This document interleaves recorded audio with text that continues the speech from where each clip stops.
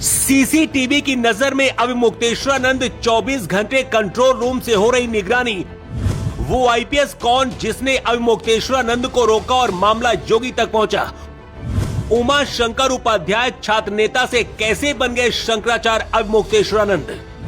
योगी आदित्यनाथ और अब मुक्तेश्वरानंद का विवाद बढ़ता जा रहा है, लेकिन छात्र नेता से उमा शंकर उपाध्याय शंकराचार्य कैसे बने और क्यों इनके शंकराचार्य की उपाधि को लेकर विवाद हो रहा है? वो आईपीएस कौन है जिसकी एक गलती की वजह से योगी और अब मुक्तेश्वरानंद के बीच हालात बिगड़ गए? सीसीटीवी कैमरे से कंट्रोल रूम में बैठकर निगरानी की जा रही है क्योंकि जान को खतरा बताया जा रहा। लेकिन सबसे पहले आपको बताते हैं कि आखिर उमा शंकर उपाध्याय कैसे शंकराचार्य अब मुक्तेश्वरानंद बने और शंकराचार्य की कुर्सी में बैठने के बाद पिछले 3 साल से अखबार और टीवी के हेडलाइन कैसे बने हुए हैं। स्वामी अब मुक्तेश्वरानंद सरस्वती उत्तराखंड के जोशीमठ ज्योतिर्मठ के शंकराचार्य हैं। उत्तर प्रदेश के प्रतापगढ़ जिले के पट्टी तहसील के ब्राह्मणपुर गांव में इनका जन्म हुआ। इनका असली नाम उमा शंकर उपाध्याय था। वाराणसी के मशहूर संपूर्णानंद संस्कृत विश्वविद्यालय से शास्त्री और आचार्य की शिक्षा ग्रहण की। पढ़ाई के दौरान राजनीति में भी हाथ आजमाया और 1994 में छात्र संघ का चुनाव भी जीतकर छात्र नेता भी बने। 90 के दशक में ही स्वामी करपात्री जी महाराज के शिष्य ब्रह्मचारी राम चैतन्य के संपर्क में आए। उनके कहने पर ही उमा शंकर उपाध्याय संस्कृत की पढ़ाई शुरू की। करपात्री जी के बीमार होने पर वो आगे और उनके निधन तक उनकी सेवा की। इसी दौरान ज्योतिष पीठाधीश्वर स्वामी स्वरूपानंद सरस्वती के संपर्क में आए। 2003 को दंड संन्यास की दीक्षा ली। इसके बाद उन्हें स्वामी अब मुक्तेश्वरानंद सरस्वती का नाम दिया गया।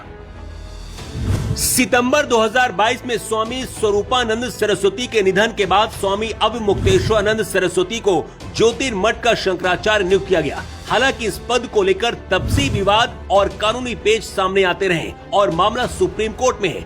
ऐसा कहा जाता है कि अब मुक्तेश्वरानंद की नियुक्ति नहीं बल्कि उन्होंने खुद को ही शंकराचार्य घोषित किया है। प्रयागराज में स्वामी अब मुक्तेश्वरानंद ने सीधे तौर पर प्रयागराज के पुलिस कमिश्नर जोगिंदर कुमार पर अभद्रता और अपमान करने का आरोप लगाया। इसके बाद अब मुक्तेश्वरानंद ने सीधा योगी को टारगेट किया और इसके बाद योगी सरकार ने अब मुक्तेश्वरानंद को नोटिस दिया कि वो अपने नाम के आगे शंकराचार्य क्यों लगाते हैं, इसका जवाब दे।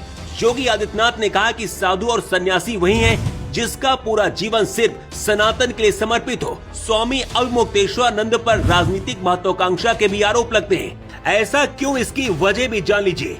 2022 में स्वामी अब मुक्तेश्वरानंद स्वघोषित शंकराचार्य बनते हैं। इसके बाद 2022 में वाराणसी में काशी विश्वनाथ कॉरिडोर के दौरान तोड़फोड़ को लेकर मोदी सरकार के खिलाफ बयान देते हैं। राम मंदिर उद्घाटन समारोह में जाने का बहिष्कार किया था। राहुल गांधी ने जब संसद में कहा था कि हिंदू हिंसक होते हैं, उस दौरान राहुल गांधी का बचाव किया। महाकुंभ के दौरान योगी आदित्यनाथ को इस्तीफा देने की मांग की। अब योगी को औरंगजेब बता रहे हैं। मतलब शंकराचार्य की कुर्सी में बैठने के बाद सिर्फ 3 साल के अंदर ही किसी राजनेता की तरह ही लगातार चर्चा में है। इसीलिए कहा जा रहा है कि अब मुक्तेश्वरानंद राजनीति छोड़कर सन्यासी बने, लेकिन राजनीतिक विचारों से मुक्त नहीं हुए। उसका उदाहरण है ये तस्वीर।